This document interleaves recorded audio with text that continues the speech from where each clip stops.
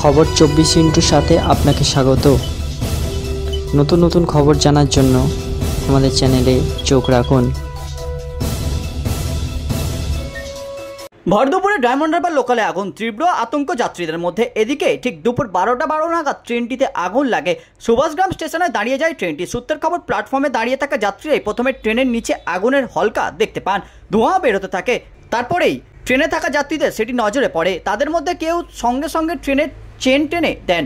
কিছু সময়ের মধ্যে সুভাষগ্রাম স্টেশনে দাঁড়িয়ে যায় ট্রেনটি। অনেকে মুহূর্তের মধ্যে ট্রেন থেকে নেমে আসেন। ভয়ে ছোটাছুটি শুরু করে দেন অনেকে। এগিয়ে আসে রেল পুলিশ। উত্তেজনার পরিস্থিতি তৈরি হয় সুভাষগ্রাম স্টেশনে। তবে অল্প সময়ের মধ্যেই নিভে যায় আগুন। আপাতত শিয়ালদা দক্ষিণ শাখায় বারুইপুর লাইনের ট্রেন চলাচল বন্ধ। ফলে বারুইপুর লক্ষ্মীকান্তপুর নামখানা কাকদ্বীপগামী ট্রেন চলছে না। তবে কিভাবে ট্রেনের নিচে আগুন লাগলো, নেপথ্যে কি কারণ তা নিয়ে রয়েছে ধোঁয়াশা। কোনো যান্ত্রিক গোলযোগ নাকি অন্য কোনো ঘটনা, তা খতিয়ে দেখছে রেলের ইঞ্জিনিয়াররাও ঘটনাস্থলে পৌঁছেছেন। তারপর পুরো বিষয়টি খতিয়ে দেখছেন। প্রসঙ্গত, শনিবারের পর রবিবারও শিয়ালদা সেকশনে একগুচ্ছ লোকাল ট্রেন বাতিল রয়েছে। নৈহাটি স্টেশনের কাছে কাজের জন্য বাতিল করা হয়েছে ট্রেন। ঘুরপথে চলছে বেশ কিছু দূরপাল্লার ট্রেনও। দুদিন আগেও এ বিষয়ে বিজ্ঞপ্তি জারি করতে দেখা গিয়েছিল পূর্ব রেলকে। ব্যুরো রিপোর্ট, খবর 24/7।